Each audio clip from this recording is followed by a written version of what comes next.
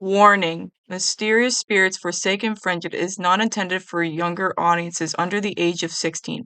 It contains mature themes and violence. Viewer discretion is advised. Mysterious Spirits Forsaken Friendship. Love is for Suckers, Part 2. Flashback. So none of their names was on there. Annabelle tried to find Alari, May, Jackson, or even Malachi's name in the Book of Life. She already found Marty.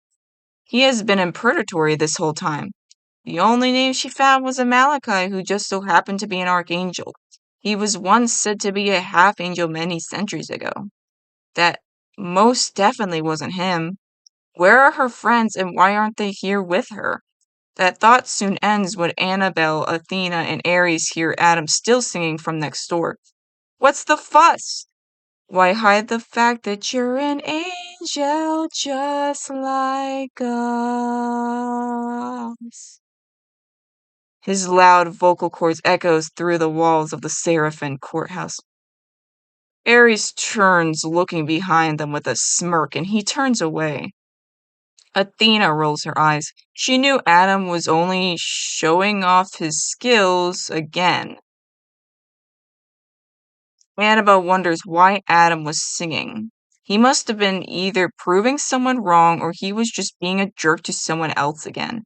It wouldn't have surprised her at all knowing that he did that.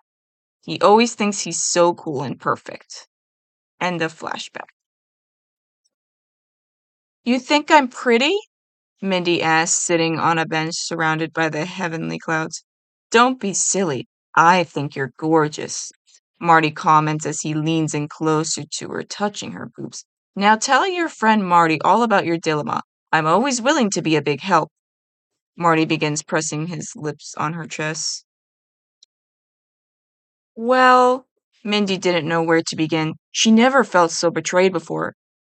Until a few days ago, I really thought I knew who I was. Everyone loved me. Everyone. Mindy cries, feeling her heart sink as she felt Marty slowly stop pressing his lips on her chest. I thought that the angel I loved me, but he loves Emily and even Annabelle better. And then I thought this other angel loved me, but has these two new women, and suddenly I'm not so sure about anything anymore. I'm so terrified. I might be nothing. Mindy sighs, wrapping her arms around herself. I'm so sorry to go on like that. Marty? Marty? Mindy turns to see Marty through another portal, giving another woman a swinger in hell. Mindy noticed that Marty was leaning towards a deer demon woman inside of a fancy hotel.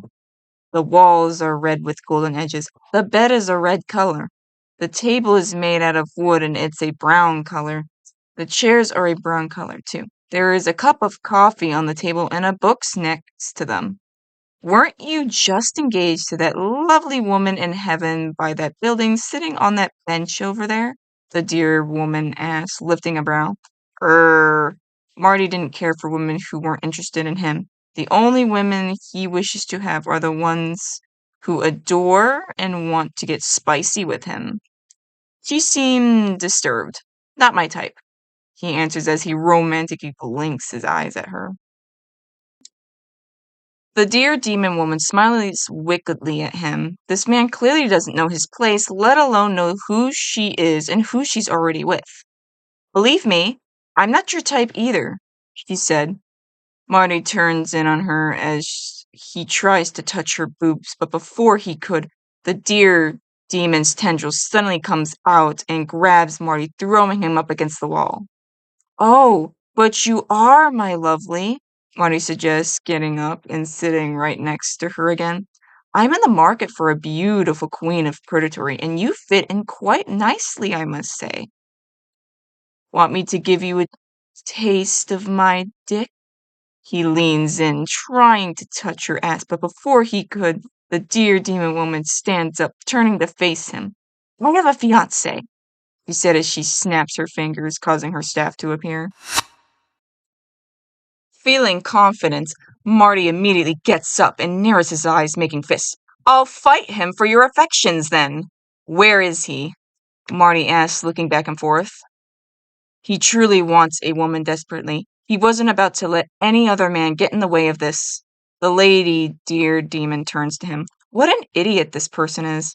He clearly doesn't know what her fiancé is capable of and what he can do. Marty doesn't even know who he is. If her fiancé was here right now, Marty would be dead in less within seconds. Let me tell you a little story, the lady dear demon said. My fiancé looked at me a long time ago. He wanted me so badly that he manipulated someone else into making a deal with him, and it cost me my own life. I was rudely shot in the head to the point where my blood and my brain came gushing out so horribly that not even my own parents could even stand the sight of it. Now deal with it. I am not your type. Her tendrils quickly comes out and throws Marty up against the wall. Feeling terror, Marty backs away. You're right. You're not. He waves his hands with horror. Oh, and before you leave, the dear demon woman said, have you seen an angel fox with orange fur come by any chance? Wow, I got to take lessons from this man, Marty said. Excuse me? The dear demon asked. A different woman was after him days ago. Everyone's chasing him, Marty said. That's nice. Now where is he? She suddenly makes a radiostatic sound as her red eye suddenly begins to glow a brighter red color. Marty backs away in panic. I don't know. He's in heaven somewhere. Marty points towards the portal as he turns away from her entering it. Thank you, the dear demon woman said, joyfully heading back to the hotel. This is a secret place where Sora and I go to spend together whenever Adam or Sarah gets mad at us, Emily said as she is flying around with joy. The place is filled with white clouds. It has a small pond with lotus flowers and koi fish swimming in it. There are 4 willow trees surrounding it, and 4 bushes as well. Soren ordered Emily to come and spend time with him and Molly. They needed to keep her cooperated until the meeting begins. Emily, Soren yells, turning to her. Soren is a very quiet, peaceful, introverted seraphim.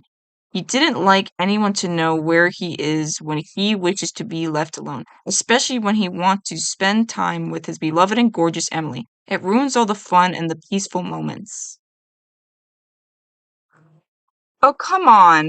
Molly would never tell on us. Emily flies down and leans on Soren's shoulder with an adorable smile. I'd never do that, Molly said, feeling bad for Soren. See? Emily smiles as Soren narrows his eyes at her as he sits down, feeling irritated. Oh, come on. Don't give me that look. Feeling joy, Emily swiftly picks up a small piece of cloud and throws it at Soren, causing him to fall onto one of the clouds. All right, Soren immediately gets up, making a game face. You asked for it. He picks up a small piece of cloud and he throws it at Emily. Emily quickly ducks and she swiftly flies up in the sky, giggling. Get back here! Soren shouts, feeling Murford as he flies up in the sky, chasing after her. No! You can't catch me! Emily refuses, snickering through the clouds with glee. Just then, Soren quickly leaps on top of Emily, pinning her down onto the clouds. I got you! He shouts with joy. The two both are gazing into each other's eyes. The two both then begins to press each other's lips as they both are wrapping each other's arms around one another's. They both are blushing and continued sucking each other's lips. I love you, Soren. Emily smiles at him. Their eyes sparkles at one another's. I love you That moment soon ended when they both suddenly hear a griffin's roar echoing all through heaven. The large and scary creature suddenly appears, leaping on top of Soaring and pinning him to the clouds. The echoing of the griffin's roar is so loud that all of the demons in hell could hear it. Husk and Kitty both actively pops their heads up with concern. That sounds bad. Kitty turns to Husk with worry. I guess we can't ignore it, huh? Husk rolls his eyes as he slouches.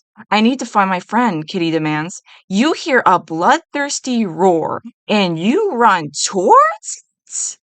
Huss narrows his eyes. Normally, Huss doesn't care for others, but for the first time, he cares for someone. He didn't want to see Kitty get hurt or find her corpse laying around somewhere.